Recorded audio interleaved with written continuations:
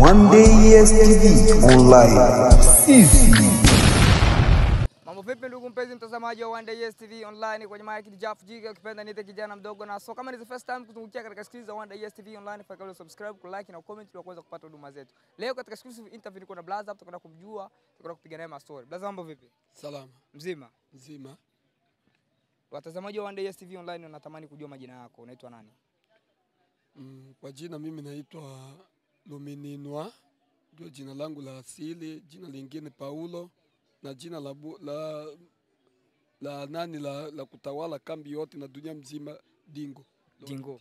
Dingo Laurent. Okay. Ndio Brother Dingo, kama ulivyosema, kama ulivyojitambulisha kwa majina yako. So watazamaji wangependa kujua unajishughulisha na kazi gani? Mimi najishughulisha na kazi hizi za kuwapa vijana mizamu, watoke kwenye mizamu, yani kama vile kukosa adabu, wizi. Hii ndio kazi ambayo niko nayo kwa sasa hivi, ndio natumika. Kwa kuwa unasema unafanya kazi ya kuwapa vijana nidhamu, basi kunaweza kuwa kama kitu kama swali hivi. Kitu kama swali. Uliza. Hivi nidhamu ni nini kwa haraka haraka? Nidhamu ni ukosefu wa adabu. Kwa kumheshimu ule mtu ambaye anakushinda miaka ya kuzaliwa. Hii ndio nidhamu, yani mnalingana. Hiyo ndio nidhamu. Basi sasa. Ndio Brother Dingo, tukipenda kujua vipi, una mke au mtoto ama mchumba? Mimi kwa muda huu sina mtoto wala sina mchumba wala sijawahi kuoa. Lakini najipangilia huu mwaka ambao tutaingia mwezi wa 5 ama wa 6 niweze kutafuta mtoto wa kike, akiwa Murundi sawa, akiwa Mkongomani sawa. Lakini kwa sasa hivi sijaona mtoto wala kuzaa kabisa. Una hata mchumba? Wala sina hata mchumba. Ila huko kwenye harakati za kutafuta mchumba? Niko harakati sasa za kutafuta mchumba. Maana kuoa sio mpaka miaka 25. Kuoa ni kama vile Mungu anakupa nguvu tu. Hata utaoa na hiyo miaka 25 na Mungu akupe uzazi, ni kama vile unaoa mwanaume mwenzako ndani ya nyumba. Ni kama wewe mwanaume mwenzako ndani ya nyumba? Hiyo ni kweli kabisa. Brother, mbona kama nashindwa kuelewa hivi? Kwa hiyo unamaanisha mtu ukioa alafu uzai ni kama umeoa mwanaume mwenzako? Sasa maana ya mtu kuoa ni nini? Maana ya mtu kuoa ni mwanamke hao anakuzalia watoto. Sasa mwanamke akuzalia watoto mule ndani ya nyumba, si mtakuwa kama mko wanaume ndani ya nyumba? Mtakuwa kama wote mko wanaume watu wawili mule. Hicho ndio kitu ambacho kimekuzuia mpaka sasa hivi usichukue jukumu la kuoa fast ama? Mimi sijajipanga vizuri tu. Hujajipanga vizuri? Sijajipanga vizuri kabisa. Ukijisikia kuwa unaweza kuoa muda wote? Nikijisikia sasa na kujipanga vizuri, nitaweza nikaoa sasa. Kwa sababu nimeshajipanga. Sio kuoa kwa kupurukuta tu, hamna. Ndio.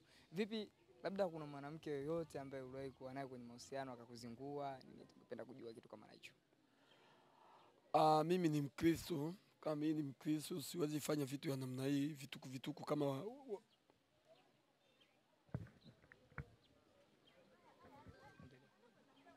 nataka kusema hivi, mimi niko Mkristo. Kama mimi niko Mkristo, siwezi kufanya vitu ambavyo viko tofauti na akili zangu. Wa vijana wa leo wanaenda wanafanya mambo ya kipumbavu huko kwenye mabari. Sasa mimi siwezi ingia hivyo. Mimi najua, mimi najiamini, naokoka. Sasa wakati ninapookoka siwezi fanya vitu ya kipumbavu. Unajiamini umeokoka? Mimi najiamini na mimi nimeokoka. Hauwezi ukafanya vitu vya kipumbavu? Hamna. Unawaambia nini hao vijana ambao wanafanya vitu vya kipumbavu?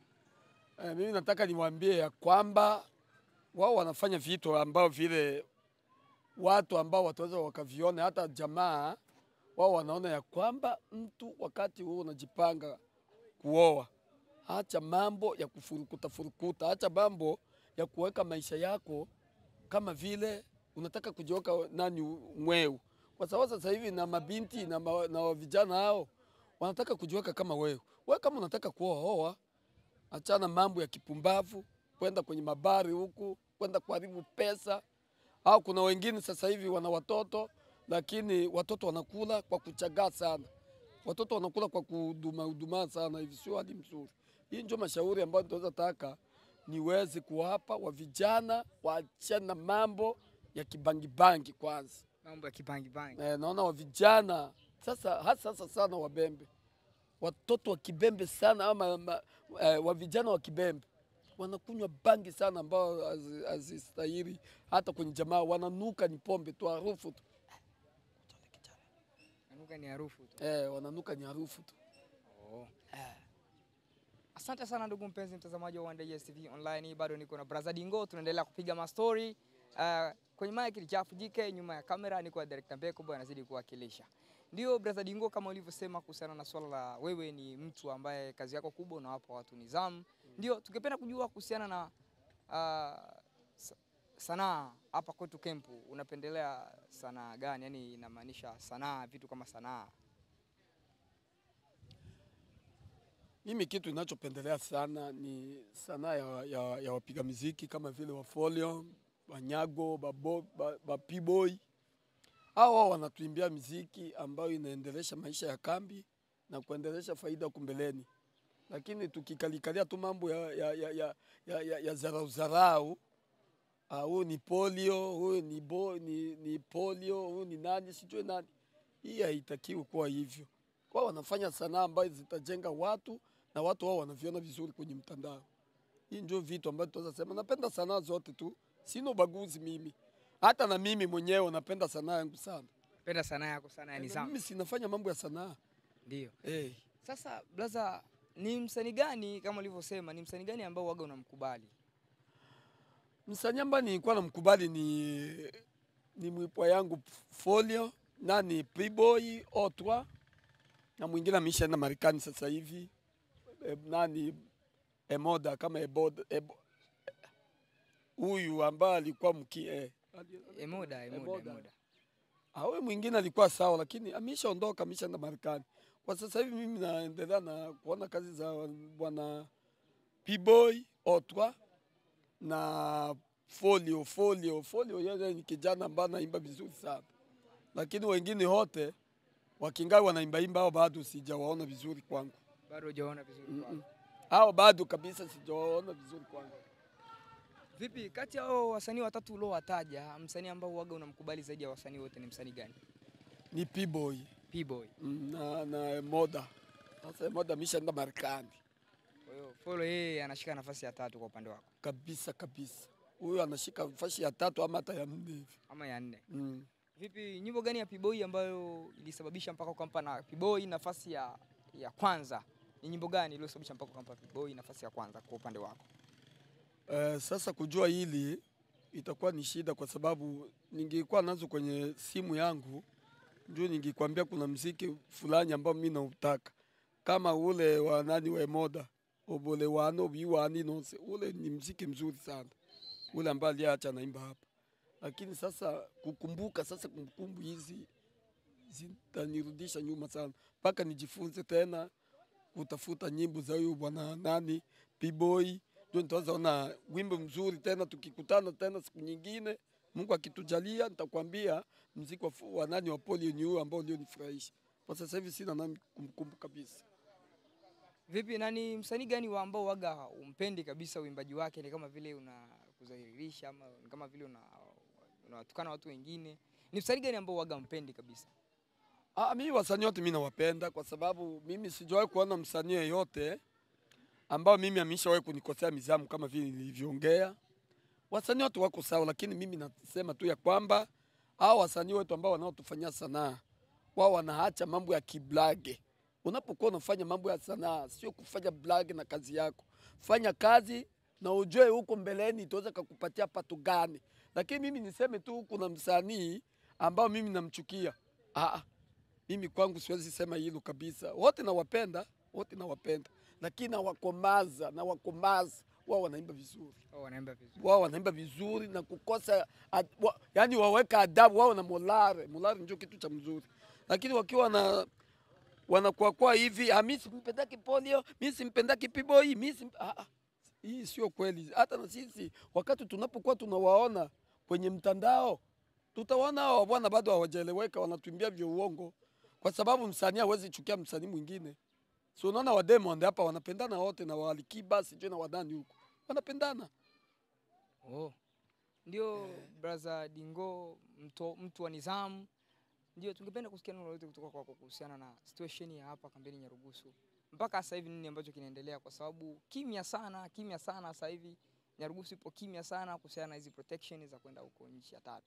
Kimya sana sasa hivi. Wenda ndio una taarifa zote za kutupa, kwa sababu wewe ni mtu wa nidhamu, mambo mengi tunajua unayafahamu. Sawa, mimi nitaweza sema ya kwamba watu wajipe moyo na wajiangalie vizuri kwenye kesi zao. Walio wengi wataenda Ulaya. Walio wengi wataenda nchi ya tatu.